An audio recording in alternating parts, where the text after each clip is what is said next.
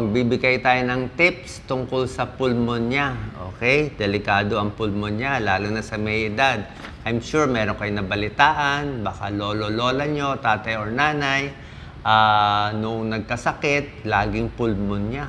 Okay? Tatay ko, pulmonya din. Nanay ko, 3 linggo sa ospital. Lahat ng gamot binigay namin sa pulmonya, ayaw gumaling. So, bakit laging pulmonya? Tapos magbibigay din tayo ng techniques para lumakas ang baga. Anong gagawin natin para gumaling sa ubo at sa pulmonya. Okay.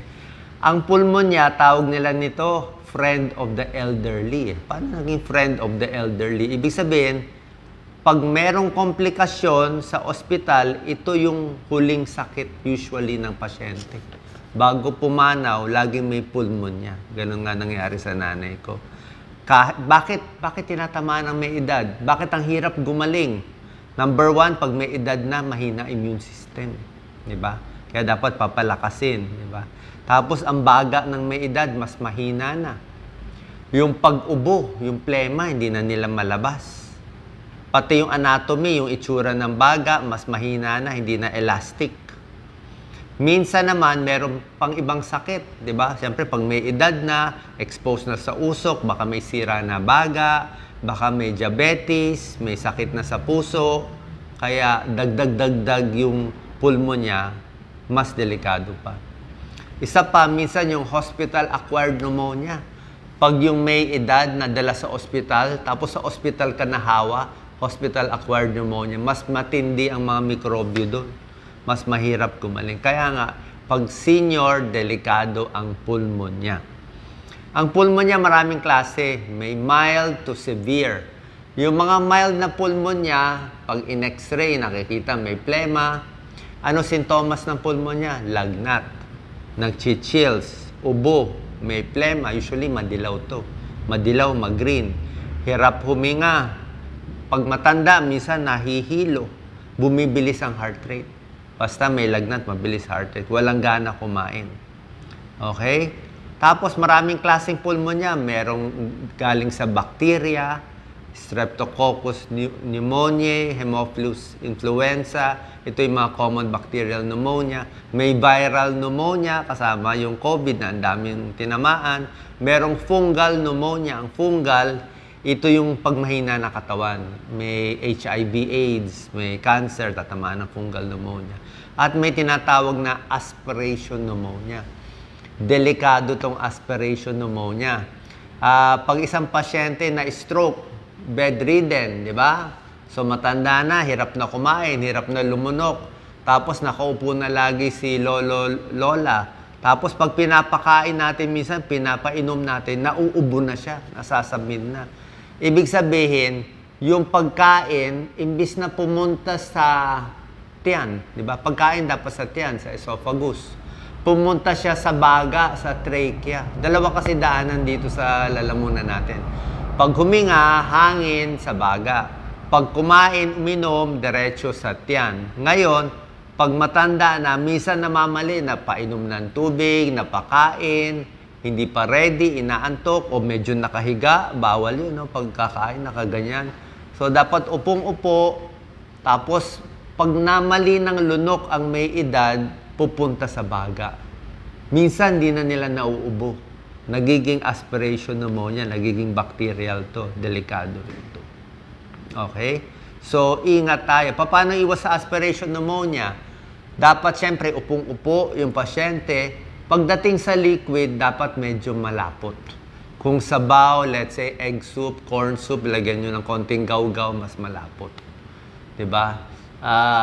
Sa tubig, tubig malabnaw talaga. Mas mabilis kasi po sila ma-choke. Mas mabilis sila ma-choke kung malabnaw. Pag mas malapot, mas maganda, mas madikit, mas malulunok nila. Paano malalaman kung may pulmonya? X-ray lang, kita na. X-ray, minsan sputum sa plema, ma-check anong klaseng bacteria. Sa pulse oximeter, pwede rin. Diba, nauso yung pulse oximeter, malalaman ano yung oxygen nyo. Dapat 94% pataas yung oxygen. So, ang mga tinatamaan ng pulmonya, usually may edad, over 65, o bata, less than 2 years old. Pwede rin yung mga middle age, 40, 50s. Yung mahina ang katawan, may mga sakit, diabetes, sakit sa baga, TB, naninigarilyo masyado, tatamaan din ng pulmonya. Malakas uminom ng alak, mahina kumain, malnourished, 'di ba? Puro unhealthy kinakain. Exposed sa usok, sa pollution, sa laging mga nagsisiga. Yung mga exposed dito sa kalye natin, yung mga nagmomotor, 'di ba? Exposed sila lagi. Yung mga policeman, yung mga nagwawalis, o minsan yung mga bus driver, jeepney driver, lalo na yung walang aircon, mas exposed sila eh. So, pwede mas masira yung baga. Kaya dapat mas maingat. Ang gamutan dito, syempre, pag hindi malala, pwedeng antibiotics sa bahay lang kung bacterial pneumonia. Pero kung malala, may edad dinadala sa ospital. Diba? So, para makaiwas sa pulmonya, dapat hugas kamay, di ba? Lalo na, pwede mag-mask. Sino magmamask? Yung mga may sakit na. Matanda na, nagdadialysis, mahina ang baga, may mga sakit. Mas safe naman mag-mask para hindi mahawa. Lalo na kung marami nakatira sa bahay, di ba? Meron ding bakuna sa pulmonya. Pneumonia vaccine, maganda to. Ito proven to. Ito yung mga lumang bakuna. Flu vaccine, pwede rin makatulong sa kanila. Hindi 100% itong pneumonia and flu vaccine. Wala naman itong mga side effect, pero mas makakatulong siya.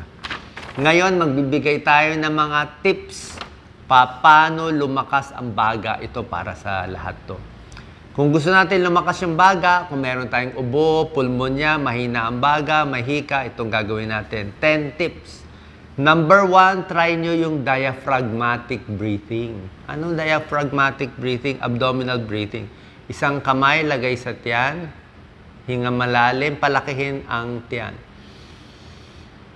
Dapat lumalaki ang tiyan pag huminga. Yan, lumalaki ang tiyan. Hinga sa ilong. Bakit? Pag huminga ka na lumalaki lang ang chest breathing, hindi maganda. Hindi naman nag-expand masyado ang chest eh. Pero pag ang tiyan lumaki, ibig sabihin yan, yung diaphragm natin binababa. Meron tayong muscle dyan na diaphragm. Pag huminga ka na pinapalaki ang tiyan, bababa yung diaphragm, mas maraming hangin papasok sa baga. Tsaka yung paghinga, hindi yung hinga na yung ganun lang hinga. Dapat yung hinga malalim talaga. Gamit ang ilong. Pilit mo i-expand, di ba? Kasi nga marami natutulog na mga alveoli. Paano hina ng kulang tayo sa exercise. Tignan mo yung mga swimmer. Ang swimmer, ang ganda ng dibdib, di ba? Ang ganda ng muscle, mga breaststroke nila. Ang dami nilang oxygen. Paano? Kondisyon exercise ng exercise, hinga ng hinga di ba? So, diaphragmatic breathing, hinga sa ilong. Pigil, exhale. Mas maganda ang hinga sa ilong. Meron siyang nagpo-produce ng nitrous oxide na maganda rin sa baga. Dagdag benefit. Number 2, pwede nyo rin try yung pursed lip breathing pag-exhale. So, bukod sa paghinga sa ilong, diaphragm, pigil. Pigil na mga 5 seconds para mag-exchange muna. Pag pigil mo sa hangin sa baga, mag-exchange yung oxygen, carbon dioxide. Pag exhale mo, pursed lip, ganito, naka-purse yung bibig natin. Bakit pursed lip? Anong purpose? Pigil. Kasi, pag ginawa mo hinga, exhale. Hinga, exhale. Hindi maganda. Ang nangyayari, lumalaki yung baga, yung mga air sacs natin. Pag exhale mo, biglang magsasara yung mga alveoli natin, yung air sacs. So, pag nagsara agad yung baga natin, wala nang exchange ng oxygen, carbon dioxide. Gusto mo mas matagal siya open. Kung kayo may bronchiectasis, may emphysema, may sira ang baga, mabilis magsara yung lungs natin. So, para hindi siya magsara, dahan-dahan, ganito. Para hindi siya hinga, exhale agad, di ba? Magsasara. Ganito, hinga, ilong. Pigil, malaki na siya. Pag exhale, dahan-dahan. Para matagal siya open. Matagal siya open. Mas maraming oxygen. Pag chinek mo sa pulse oximeter, mas maganda. Tapos yung deep breathing exercise, tulad nga na sinabi ko, ang deep breathing, hinga sa ilong, mga 4 seconds, pigil. Kung kaya mo magpigil ng 5 to 7 seconds. Tapos exhale matagal, mga 8 seconds. So mabagal siya. Deep pero slow. Ayaw natin yung hinga na parang hingang kabayo, gano'n, hindi maganda. Mahihilo kayo nun. Babagsak yung carbon dioxide yung hinga, exhale. Pang panic attack yun eh. Dapat hinga, tapos dahan-dahan. Number 4, maglakad-lakad, walking. Para gumanda yung baga, konting weights, di ba? Light weights lang habang malakas. Kung may aircon, mas malamig, mas maganda. Di ba? Sa bahay nyo, yung pinakamalamig na lugar, pinakamalinis. Di ba? Kung may pollution, lagyan nyo ng screen para mabawasan yung pollution, alikabok. Lagyan nyo, magtanim kayo ng bamboo, ng puno para makuha konti yung pollution kasi pollution masama sa baga. Diba? Stop smoking. Smoking, second-hand smoke, nagsisiga, hindi maganda sa baga. Number 6, uminom ng tubig. 8 to 10 glasses of fluid. Ba't kailangan maraming tubig? Para moist, para yung plema mo mabilis mailabas, 'di ba? Mas basa ang baga. Kaya tubig napakahalaga. Number 7, good posture. Sit up lang ganyan, 'di ba? Pag nakakuba, hindi maganda. Number 8, iwas sa air pollution. Yan ang problema natin sa Pilipinas. At number 9, pupunta tayo sa doktor, meron minsan nagbibigay siya ng mga breathing apparatus, yung parang mga plastic na binoblow mo, tumataas yung bola. Kung wala tayo nun, kumuha na lang tayo sa baso, kuha kayo ng straw, i-blow mo na lang yung straw. Hayaan mo mag-bubbles na mag-bubbles. Blow ka ng blow para lumakas yung baga. At syempre, magpapacheck up tayo sa doktor. So yan po yung mga tips natin. Pwede rin uminom na mainit na, medyo mainit na tubig. Pwede magsuob, wala naman masama sa suob. O sabaw na mainit, langhapin. O hot water, o chamomile tea, langhapin. O yung iba, nagsasauna, mainit na tubig habang naliligo para maamoy mo, para maging moist di ba? Maging moist. Yan lang naman ang purpose nun eh. Yung mga nebulizer, NSS, yun din naman ang purpose, di ba? Basa. Tubig, mabasa yung baga para malabas mo yung plema. Sana po nakatulong itong tips natin para lumakas ang baga. Konsulta tayo sa lung doctor, pulmonologist kung merong mga problema. God bless po.